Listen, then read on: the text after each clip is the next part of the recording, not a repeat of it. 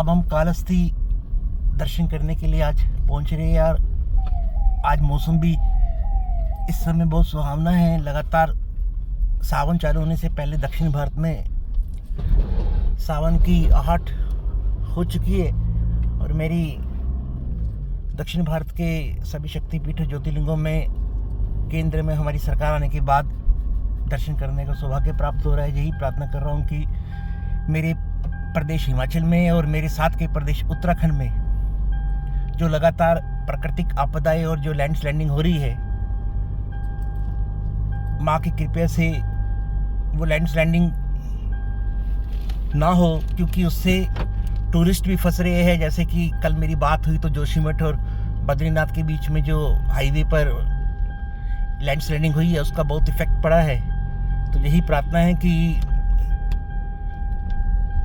इस लैंडस्लाइडिंग से हिमाचल और उत्तराखंड के लोगों को नुकसान ना पहुंचे और देश में जो लोग शक्तिपीठ ज्योतिर्लिंगों में और बद्रीनाथ केदारनाथ दर्शन करने की तरफ आ रहे हैं वो दिक्कत का सामना उनको ना करना पड़े।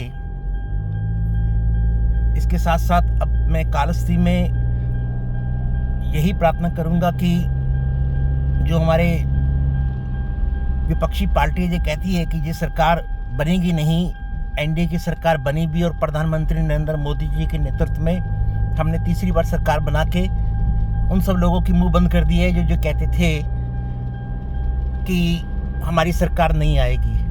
हमारी सरकार बनी भी है और जो आने वाले विधानसभा के आगामी चुनाव है जिसमें जम्मू कश्मीर और झारखंड में भी हमारी सरकार 100% आएगी। इसके लिए हमारे भारतीय जनता पार्टी के राष्ट्रीय अध्यक्ष और केंद्रीय मंत्री ministry of health and family welfare government of India Bharat सरकार से जेपी नड्डा जी को मैं पहले ही इसके लिए बधाई दे चुका हूँ। और अब देश में कोरोना के बाद जो हमें पूरे वर्ल्ड में देखा जाए तो जहाँ पर भी चुनाव हुए वहाँ पर सरकारें चेंज हुई है। श्रीलंका की स्थिति तो बहुत ज़्यादा खराब रही, पर उसमें भारत ही ऐसा है जिसमें कि सरकार प्रधानमंत्री नरेंद्र मोदी जी के नेतृत्व में तीसरी बार बनी है और हमें जनता ने समर्थन दिया है। इंडिया अलायंस का कोई बहुत बड़ा कंट्रीब्यूशन नहीं है क्योंकि उनमें आपस में ना तो एकता है, ना उनके पास कोई एक प्लेटफॉर्म है, ना उनके पास कोई एक विजन है। हमारे पास विजन भी है, हमारे पास हम लोग आपस में हमारे संगठन में नीचे से लेके ऊपर तक पन्ना स्तर से लेके राष्ट्रीय स्तर तक लोकतांत्रिक तरीके से ये पार्टी का इसमें पार्लियामेंट्री बोर्ड रहता है, ये सब काम करते हैं। और इस पार्टी में व्यक्ति को आगे बढ़ाने के लिए जिसके अंदर काबिलियत है उसे संगठन, इसका प्रमाण मध्य प्रदेश के सीएम और राजस्थान के सीएम और छत्तीसगढ़ के सीएम इसका प्रमाण है कि जिन्होंने सोचा भी नहीं था संगठन ने उनको मुख्यमंत्री बनाया और किसी मुख्यमंत्री के नाम पर चुनाव नहीं लड़ा गया, प्रधानमंत्री जी के नाम पर चुनाव लड़ा गया।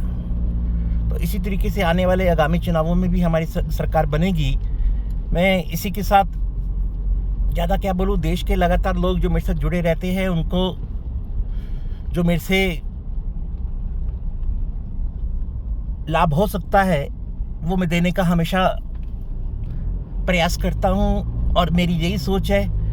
मैं जाति और धर्म से ऊपर देश को मानता हूँ और मैं हर उस व्यक्ति को हिंदू मानता हूँ जो इस भारत की माटी को अपना मानता है और इस भारत की मिट्टी को अपना मान के भारत माता की जय बोलता है। क्योंकि हम भारत में रहते हैं तो हम फिलिस्तीन की जय नहीं बोलेंगे, जैसे कि ओवैसी ने जब अपनी ओथ ली तो फिलिस्तीन का नाम लिया बजाय भारत का। आज तक राहुल गांधी जी के मुंह से किसी ने कभी भारत माता या जय श्री राम का नाम नहीं सुना होगा।